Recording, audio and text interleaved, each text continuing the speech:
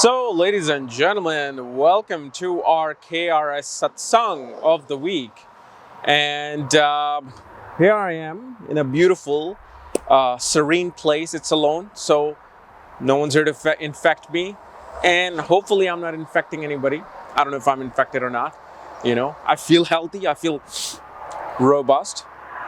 So anyway, this week we're going to be covering our Q&A from last week. For the questions that you guys put out on YouTube channel. So in my last satsang, whatever questions were asked, I'm going to answer those this week.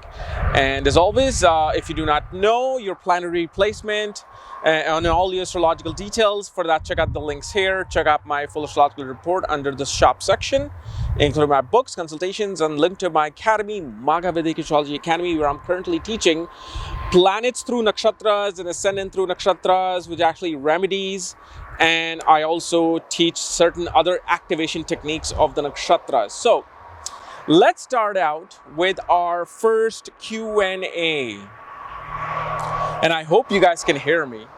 Although I have like a lapel mic, I don't know how this is going to be. We'll find out. So the first question comes from, sorry, I forgot got their name as DD or some DD80. I guess. What does the new yuga means for humanity? How is it going to be different from Kali Yuga? And how can we make the best out of it? So, actually, let me see that question again. What does the new yuga means for humanity? Well, here's the thing. We went into Dwapara Yuga, I believe, about 300 years ago.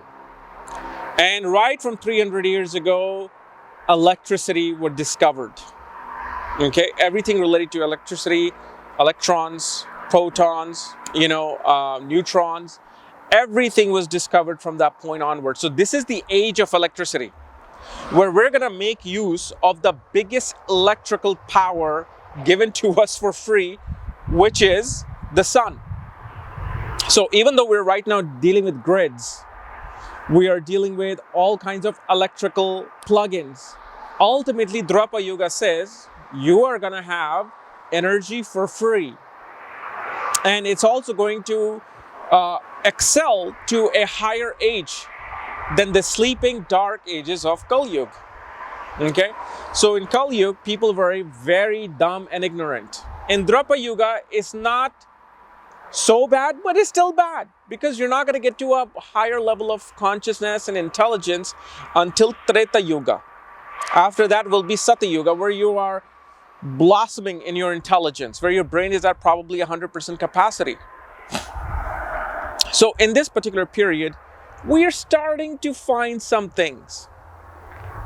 We are starting to just, from planet little Earth, going to the moon, looking at the stars, looking at the faraway galaxies and black holes, and then hopefully we will probably settle into a different planet. Then after another 1,000 years, we may find some other way to a galaxy through our electrical genius in creating a faster than light speed wormhole.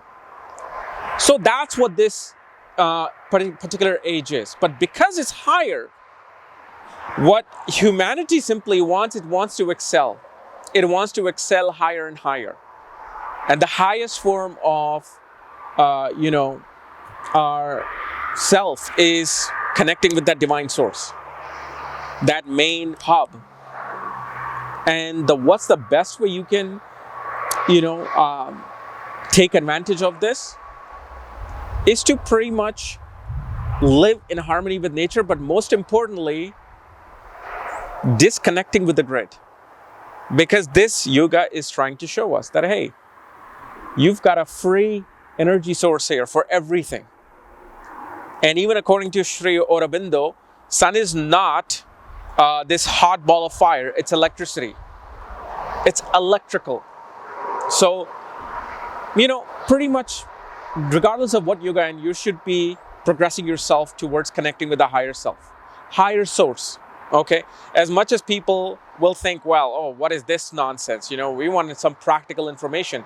And when people say that, that means we know we're not in the highest of intelligence right now. We're still like looking at this dumbed down, three-dimensional plane and not even realizing that there's something higher. So slowly, we're only 300 years into this, I think, 4800 cycle. So it's going to take a long time for us to progress. Then by Sameep Agarwal, can you please talk about your spiritual experience for extent you are permitted to? How did you get initiated into Kriya Yoga? How about your guru? Also, Also, can the chart indicating this transformation? Okay, so pretty much you want to know about my spiritual progress. So, funny thing is, as much as you want me to tell you my story, I have got the most important story on this in my upcoming book, Nakshatras at the Speed of Light. And it's under the Magha Nakshatra, I believe. Because I do have dominating Magha Nakshatra in my chart. But I tell you a story there that I haven't even said to anybody. I've given Easter eggs on this particular story time to time, but no one has truly known this except few people, like the Pi team, especially Togi. They know that. So it's going to be coming. Now, how did my progress start? That's another thing. My progress was pretty much initiated and activated by something, or let's just say someone. And let's just say that someone is probably not on this plane. And once I found out that they particularly said, I brought you to Yogananda for a reason. And after that, literally 2015, I was introduced to Yogananda in Sedona. And then just a year and a half ago, I was introduced to this one other individual who's actually living and breathing. And I can talk about that. I'll probably talk about that after May or June. Hopefully, I will. But as far as Kriya initiation is concerned, I am just a student as SRF, okay? I am not a Kriya Ban. I have not even been initiated into Kriya. Why? Because it takes one whole year of sub-practices before you can get initiated into Kriya Yoga. And I am to be initiated, this year sometimes, but I don't know what's going to happen now with this new awesome thing that is happening around the world. So let's see. I got three omens that it will happen. 2 of them were in my dreams. 1 actually just happened. So yeah, that's my story. Then it is from Mahadevin Wendawele. What is the astrology behind attracting people? Like, how are some people able to attract? Okay, absolutely powerful people always, and are able to stay fearless, while others can hardly even make friends. Oh, well, of course, that's very simple. First of all, so this is very simple. How do you attract? Okay. Think about this. I'm in this beautiful greenery. Okay, now imagine there was this bright red rose on the side. Everybody who's walking on this path, driving on this path, will look at that like, wow, that's beautiful. Oh, I want to go smell it. I want to go see it. That's the same thing happens with the chart. Does the chart has that red rose attraction? And specifically, you get to see that from most definitely the whole chart, but literally the ascendant nakshatra, moon nakshatra, and you've got to look at the 11th house and the 3rd house. Like, for example, if somebody has Chitra nakshatra, Rohini nakshatra, these are, including Falguni nakshatra, these are the type of nakshatra, especially Rohini, it's about seduction. They just have these hypnotizing eyes. And Ashlesha is the same way. So Ashlesha, Rohini, and then Chitra is about style. It's the Chitra people have style, and you will notice, especially Venus in Chitra or ascendant in Chitra, especially on the Virgo side, will produce some of the most attractive, beautiful people. So they could be hollow within. But they are so attractive externally that no matter how bad or good they are, people are just attracted to them. They're like, I want to know this person. Now, once they find out who this person is, sure, they might leave. But the first is that red flower attraction. And 11th house represents your connections. 11th house represents the support system, the professional network circles you make. So how is that 11th house placed? Even if it's a malefic in there, is that malefic doing good or bad? Is that malefic in a strong position? And especially with malefics, you will see a lot of people will make many political connections, administrative connections, military connections, CEOs. With more benefic, like benefic planets in the 11th or connected to the 11th, will produce more artistic, philosophical, educated network circles. Sometimes it's a combination of both. So how the 11th house is placed and how that Lord is in the birth and the Navamsha and its strength shows us a person's bank account of people and friends. And then third house is your communication. If your communication is bad, you can be attractive, but as soon as you walk up to someone and you start talking to them, you're like, oh, okay, this is that. Yeah, they're not up to my level of communication, or they're just really bad at communication, and you kind of go away. Like it's like you saw that rose, you went to it and you smelled it and it just smelled horrible. So third house of communication has to be there. You have to charm someone not only through your exterior, but through your communication, which is the most important way of making any connection. Okay? So that's how you analyze this particular part. Then, Pratiksha Bansali, why is it necessary to fulfill material life before spiritual fulfillment? Well, for most people, it's not really important. Most people are born in a way where they have completed majority of their material satisfaction in previous life. And so from towards the end of maybe last life, they're like, I'm done with this. I want to connect with nature. I want to follow a spiritual path. So now when they're born the next time, they're fully engrossed into that spiritual path. But why is it important? Because there's a particular scene in the book, movie. In the book, Apprentice to a Himalayan Master by Sri M. And in this particular book, he was meditating.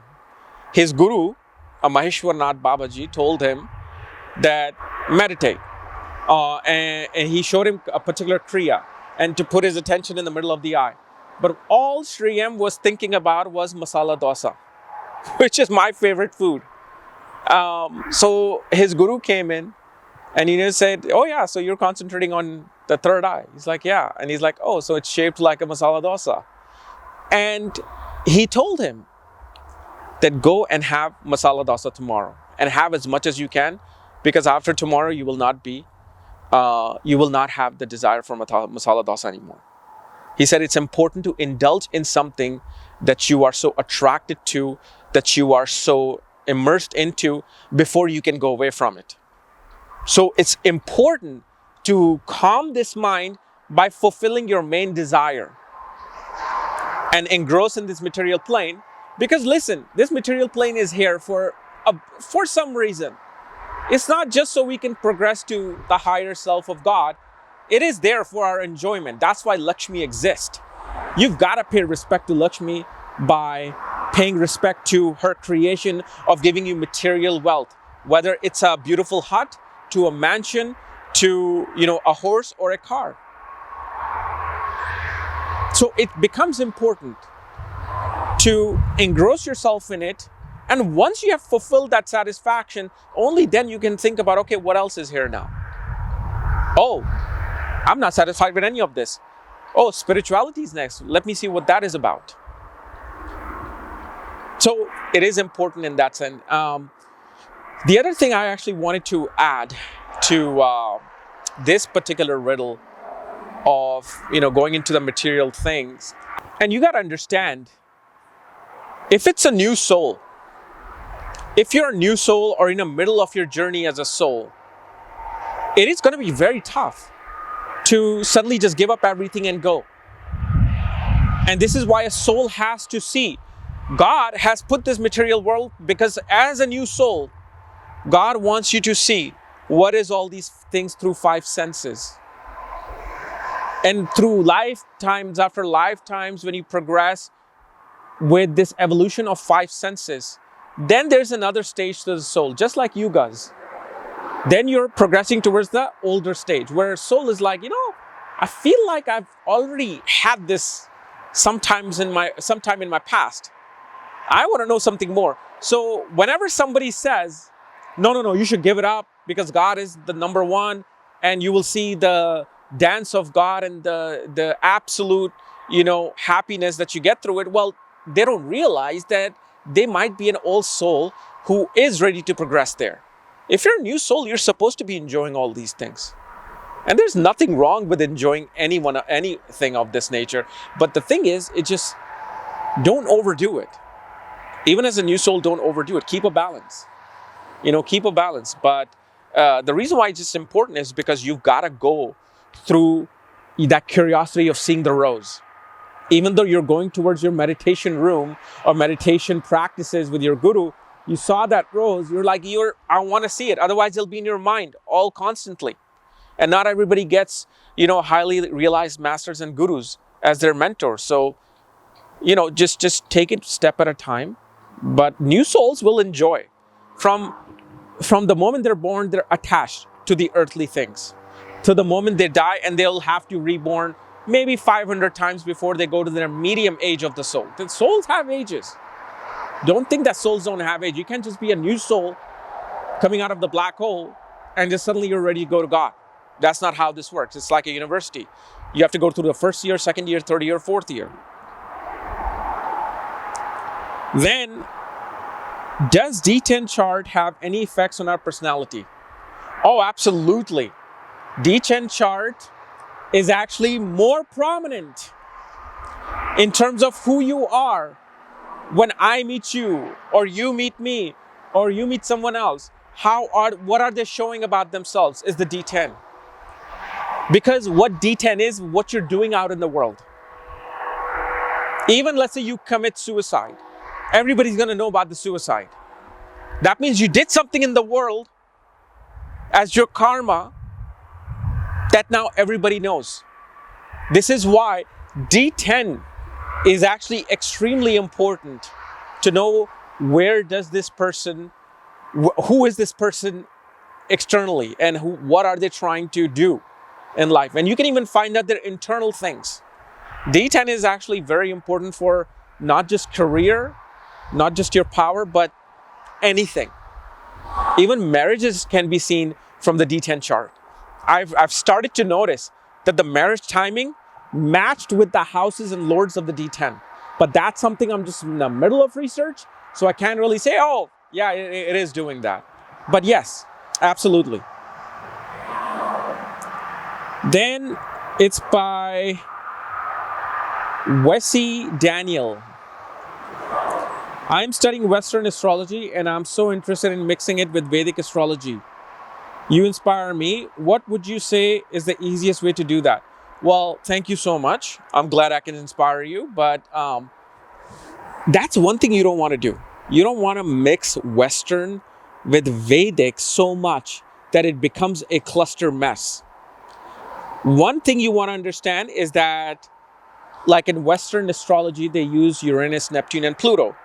That's something, if you really know what these 3 planets are, what they do, you can integrate them in Vedic astrology. But don't go to a point where you're like, well, these planets also have the dasha system. These planets also have this and this aspect. If you are not a highly realized yogi, don't come to these conclusions. At the same time, Western astrology, obviously, as you know, uses a different set of rules in terms of studying the stars versus Vedic. So that's another discrepancy. But the way to mix this is that use your basic skills of houses and planets. But then what Vedic astrology does, it'll take you to the deeper end. It'll take you to the deeper end of what each house means than what you have studied in Western. So when you come to Vedic and try to mix it, it's not going to be a mix. It's just going to be a blend. Like you take salt, put it in water, mix it, leave it there for like a day. You won't be able to tell the difference between salt and water. So it's not like oil and water where they'll both stay separate in the one glass, and you are that glass. So when you start mixing it, eventually it's just going to be all Vedic astrology. So it's not something I don't even have to advise. It is going to do that. Then it's by Punya Himalayas. Sir, which yuga is running right now, and how do we understand the concept and influence of yuga in our life? Well, that was the number one question that I answered. So yeah, I don't even know why I copied two questions that have the same thing. So yeah, my first question answered your question. So anyway, guys, this was the KRSsatsang from the outdoors, beautiful, Texas. And as always, if you're new to my channel, subscribe below. And if you have any questions, leave them in the comment. I'll pick them for the next week. Otherwise, we'll see you tomorrow. Bye-bye.